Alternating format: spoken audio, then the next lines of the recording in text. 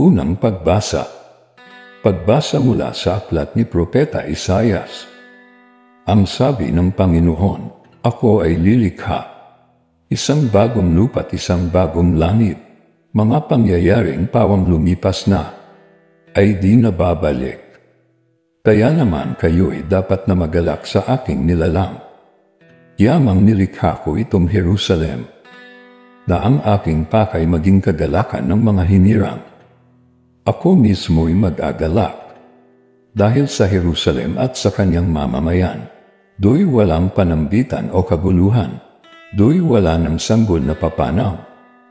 Lahat ng titira roon ay mabubuhay ng matagal. Ituturing pa rin na kabataan pa ang edad 100. Ang hindi umabot ng gulang na ito ay pinarusahan. Magtatayo sila ng mga tahanang kanilang titirhan. Sa tanim na ubas ay sila ang aani. Ang salita ng Diyos.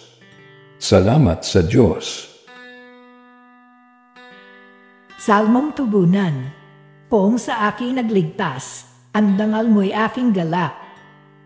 O Panginoon ko, sa iyong ginawa, kita'y pinupurit ako'y iniligtas. Kaya kaaway ay di na nakuhang matuwa't magalak. Mula sa libingang daigdig ng patay, hinango mo ako at muling binuhay. Ako, nakasama nilang napabaon sa kailaliman. Poong sa aking nagligtas, ang dangal mo'y aking galak. Purihin ang puon. Siya ay awitan ng lahat ng tapat na mga hinirang. Iyong gunitain ang mga ginawa ng Diyos na banal. Ang kanyang ginawa ay alalahanin at pasalamatan. Hindi nagtatagal. Iyaong kanyang galit at ang kabutihan niya'y walang wakas. Ang abang may hapis at tibmak sa luha sa buong magdamag. Sa bukang liwayway ay wala ng lungkot, kapalit ay galak. Poong sa aking nagligtas, ang dangal mo'y aking galak. Kaya't ako'y dinggin. Ikaw ay mahabag sa akin, o poon, ako ay pakinggan. Mahabag ka, poon. Ako ay dinggin mo at iyong tulungan. Nadama ko'y galak ng iyong hubarin ang aking panluksa. Sa pasasalamat sa iyo, o poon, ay di magsasawa. Poong sa aking nagligtas, ang dangal mo'y aking galak. Awit pambungad sa mabuting balita.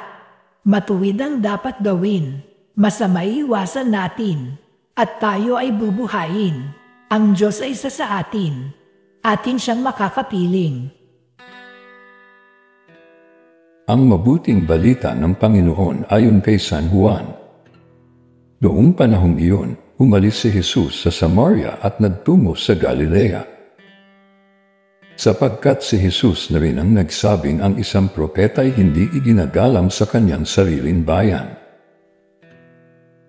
Pagdating niya sa Galilea ay mabuti ang pagtanggap sa kanya ng mga taga-roon, sapagkat nasa Jerusalem din sila noong pista ng Pasko at nakita nila ang lahat ng kanyang ginawa roon. Nagpunta uli si Jesus sa Cana, Galilea. Doon niya ginawang alak ang tubig. Doon naman sa Capernaum ay may isang mataas na pinuno ng pamahalaan at may sakit ang kanyang anak na lalaki. Nang mabalitaan niyang bumalik si Jesus sa Galilea mula sa Judea, pinuntahan niya ito. Pinakiusapan niya itong pumunta sa Capernaum at pagalingin ang kanyang anak na naghihingalo. Sinabi sa kanya ni Jesus, hanggat hindi kayo nakakikita ng mga palatandaan at mga kababalaghan, hindi kayo mananampalataya. Ngunit sinabi ng pinuno, tayo na po, Ginoo, bago mamatay ang aking anak. Sumagot si Jesus, umuwi na kayo, magaling na ang inyong anak. Naniwala ang lalaki sa salita ni Jesus at umuwi nga siya. Sa daan pa'y sinalubong na siya ng kanyang mga alipin at sinabing magaling na ang kanyang anak.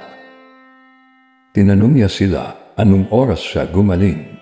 Siya po'y inibsan ng lagnat kahapong mag-aalauna ng hapon, tugon nila.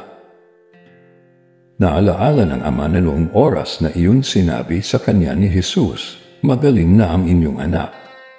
Kaya't siya at ang kanyang buong sambahayan ay sumampalataya kay Jesus. Ito ang pangalawang kababalaghang ginawa ni Jesus sa Galilea pagpunta niya roon buhat sa Judea. Ang mabuting balita ng Panginoon. Pinupuri ka namin, Panginoong Hesukristo.